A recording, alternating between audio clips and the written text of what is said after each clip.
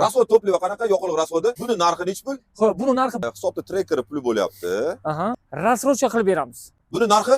Buni narxi Jack Sunray yuk furgoni narxi qanaqa buni? Do'stlar, Toshkentdagi eng yirik omborlardan birdama. Bu yerda bilmayman bir minglab Jack M4, M3, Sunray haqiqiy koniga keldim, optim joyiga. Hozir sizga qisqacha har birini narxi va boshlang'ich va to'lovlar haqida gaplashamiz. Buni bizga shu Toshkent China Motors bosh ofisi xodimi Farhodjon tushuntirib beradilar. Farhodjon, assalomu alaykum yana bir bor. Assalomu alaykum Ulbek aka, yaxshimisiz? Avvalambor assalomu alaykum Universal Olam avto muxlislari. Bugun Ulbek akamni faqat kanallariga yuk tashiydigan emas, endi bundan keyin yo'lovchi tashiydigan moshinalar ham bo'ladi. Kuzatib boring hamda like bosishni unutmang. Xo'p.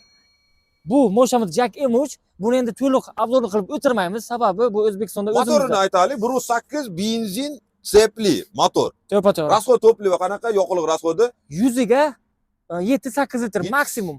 Metal propan zo'r 100 tushadi. tushadi atmosfera. Ma'lumot o'rnida o'rtoqlar ABS, monitor, hamma narsasi bor ekan, 8+1. To'ppa-to'g'ri. Prava o'tadi. Buni esa yuk furgon varianti ham, orqa yuk furgonligi. Buni narxi nechi pul? Xo'p, buni narxi 199 million so'm. Xuddi motor, hamma joyi bir xil, komplektatsiyasi bir xil. Faqat bu yuk tashiydigan mijozlarimizga bu yaxshiroq. Bu yuk tashiydiganimiz. Buni ko'rishingiz O'rtoqlar, mumkin. yuk furgon. Buryapti oynaga bo'lmaydi, o'rindiqlar bo'lmaydi. Demak, buni narxi nechi pul? 199 million so'm. Bu 199 million, passajirskisi esa 215 million so'm. Lux varianti. Buni ikki xil varianti bo'ladi. Comfort varianti bo'ladi, Lux varianti bo'ladi. Masalan, hozir bu hisobda tracker puli bo'lyapti. Aha. Biz o'zbeklar oilaparvar, ko'p bolali oilamiz. Oila uchun zo'r. Buni hamma ham birdaniga 215 million yo'q. U qanaqa bo'ladi bu yog'i? 215 million pullari bo'lmasligi mumkin. Xo'p, bunga biz juda yaxshi sharoit yaratib berganmiz. Imенно shu Jack M3imizga. Bizda Jack M4larimiz bor. Bunga eng kami 25% to'lovlari bo'lsa, bo'ldi.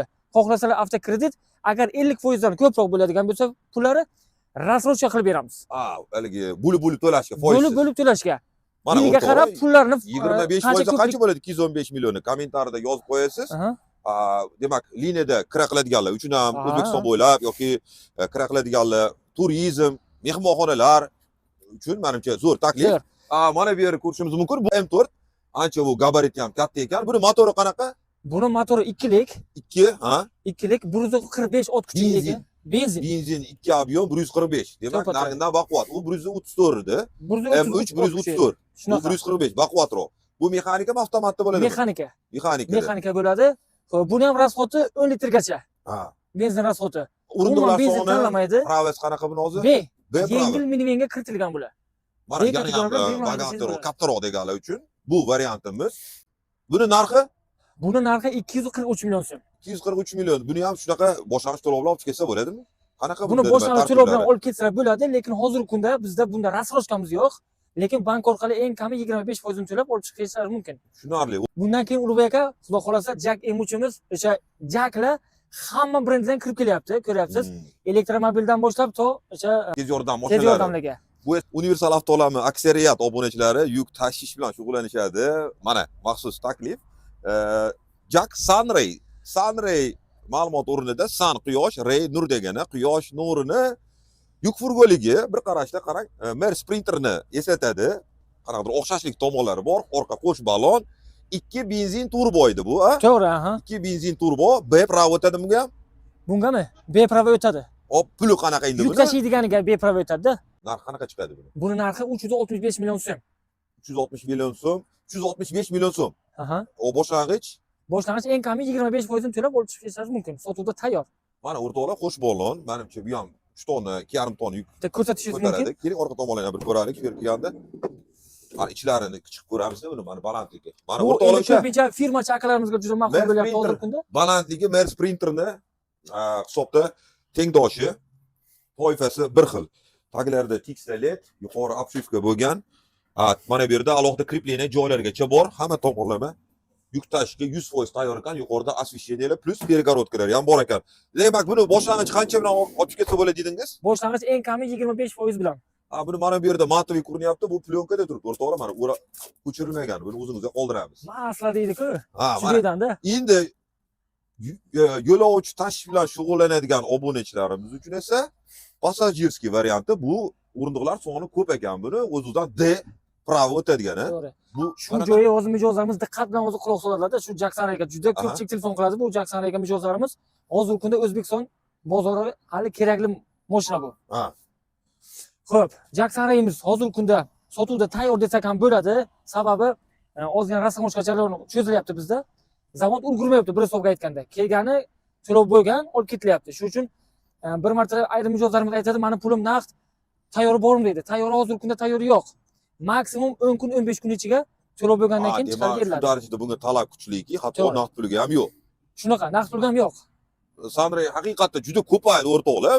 Men Namangandan bilasiz, Farg'ona, Namangan, Andijon qatnovchi va ko'p mehmonxonalarni ko'rdim Namanganda, firma nomerda, chiroyli nomerlarda yo'lovchi tashish bilan shug'ullanishyapti, tonirovkalarni tortib juda go'zal turar ekan. Shunaqa. Bu ham demak 2 turbina, benzin, motor bilan Motor bir xil jihozlangan. bo'ladi. Motor hamma yog'i Faqat bu agregat bir xil. passajirni bu yuk tashiydi. E'tibor berishingizni xohlardim. Mana bu yerda bu yuk mashinamiz qo'sh ballonlik Gurzova bo'lganligi uchun Sandray oldin bunaqa qo'sh ballon kelardi. Nimaga bu yakka ballon bu bo'ldi? Bu yakka ballon ko'rishingiz mumkin. Yakka ballon bo'lishidan maqsad hozirgi kunda bizda rasmojka jarayonida faqat yakka ballonga O'zbekistonga ruxsat berilyapti. Qo'sh ballon passajirskiyga ruxsat yo'q. Bundan keyin ruxsat yo'q. Masalan, kimgadir qo'sh ballon kerak bo'ladigan bo'lsa, o'zlari keyinchalik qilib olsalar bo'ladi. Moslani qo'yib boshqa qilib. Rasmojka jarayonidan bir moslik o'tyapti. O'rtoqlar oldigisini ko'rganman. Mana buda barabanli tormoznoy bo'ladi, baraban. Bunda esa passajirskiylarda o'z yakka ballon bo'ladi aksariyatida. Bu yakka ballonda esa diskoviy, opornik diskli bo'ladi. O'z-o'zidan bunda tormojeniya o'rnida sanch bo'ladi. Effektivni zo'r plus yoqilg'i xarajati kamaygan. Ehtimol buni yo'lovchi tashishga qo'sh ballonga ehtiyoj yo'qligi uchun bu baribir mana bundagi 3 tonni yuk olmaydi. Yo'lovchi uchun menimcha shahar uchun yaxshi yakka ballonligi. Yana sizning fikr mulohazangizni kommentariyada qoldiring. Universal avtolarni o'z ekspertlar kuzatishadi.